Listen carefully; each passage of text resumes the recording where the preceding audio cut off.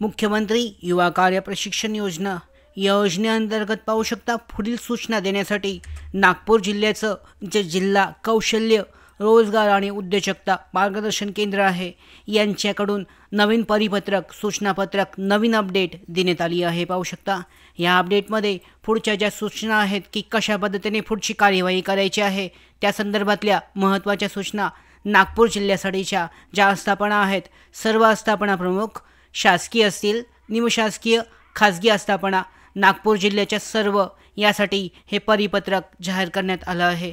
पाहू शकता यामध्ये विषय आहे मुख्यमंत्री युवा कार्य प्रशिक्षण योजनेअंतर्गत प्रशिक्षण कालावधी हा 11 महिने करण्याबाबतचा हा विषय आहे। यामध्ये संदर्भ पाहू शकता जे शासन निर्णय आहेत 9 जुलैचा मेन शासन निर्णय, यानंतर 10चा लेटेस्ट जो कार्यकाळ वाढसाठीचा आहे 10 आणि 11चा शुद्धीपत्रक, या पद्धतीने तिन्ही शासन निर्णय संदर्भासाठीचे आहेत।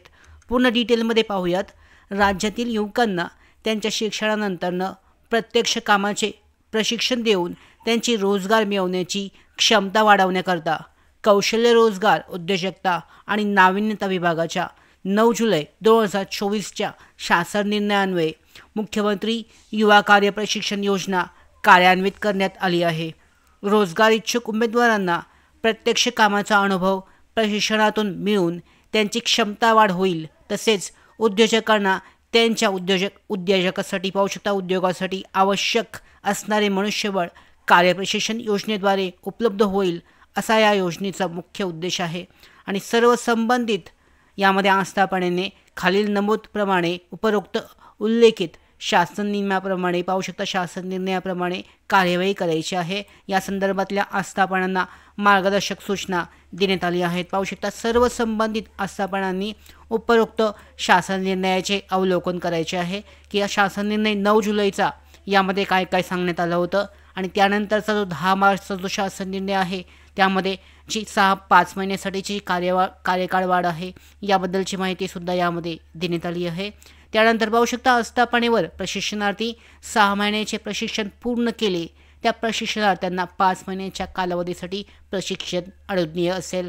आणि या योजनेमध्ये सहभागी सर्व आस्थापनांनी आपल्या अधीनस्थ प्रशिक्षणार्थ्यांशी संपर्क साधून पुढील 5 महिन्याचे प्रशिक्षण घेण्याकरता इच्छुक आहे किंवा कसे याची खातरजमा करावी आणि त्यांना 30 एप्रिल 2025 पूर्वी रुजू करून घ्यायचं आहे। पाहू शकता त्यांना संपर्क करून तुम्हाला करायचं आहे का नाही याची चौकशी केली जाणार आहे किंवा तुम्ही स्वतः जाऊन तुमचा विनंती अर्ज प्रतिज्ञापत्र सबमिट करू शकता।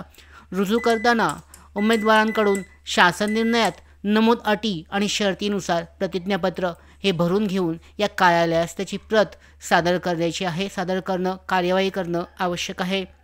सदर आस्थापनेत पाहू शकता नवीन प्रशिक्षणार्थी हे रुजू झाल्याने पूर्वीच्या प्रशिक्षणार्थ्यांशी संबंधित आस्थापनेत जागा उपलब्ध नसल्यास अशा संबंधित आस्थापनांनी सहाय्यक आयुक्त जिल्हा कौशल्य विकास रोजगार उद्योजकता मार्गदर्शन केंद्र नागपूर यांच्याशी संपर्क साधायचा आहे। त्याचबरोबर प्रतिज्ञापत्र कशा पद्धतीने भेटेल याबद्दल सुद्धा माहिती दिली आहे। पाहू शकता आस्थापनेशी कार्यप्रशिक्षणासाठी रुजू होणारा उमेदवार यापूर्वी सदर आस्थापनेत अथवा सदर आस्थापनेशी संबंधित इतर आस्थापना कार्यालयात कायम तात्पुरत्या स्वरूपात कार्यरत नसल्याबाबतचे प्रतिज्ञापत्र सादर करणे हे अनिवार्य राहील।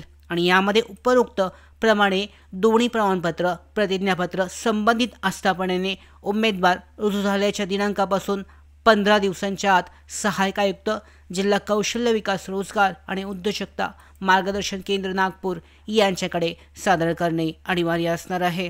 त्याचबरोबर कालावधी यामध्ये पुढे पाहू शकता 5-6 महिने झाले, त्याच्यानंतरचे 5 महिने झाले, यानंतरच्या पुढच्या कालावधीमध्ये सुद्धा वाढ केली जाणार नाही असं स्पष्टपणे यामध्ये नमूद करण्यात आलेलं आहे। त्याचबरोबर संबंधित आस्थापनांनी उमेदवारांची स्वाक्षरीसह दरमहा जी उपस्थिती आहे ही महिन्याच्या 2 तारखेपर्यंत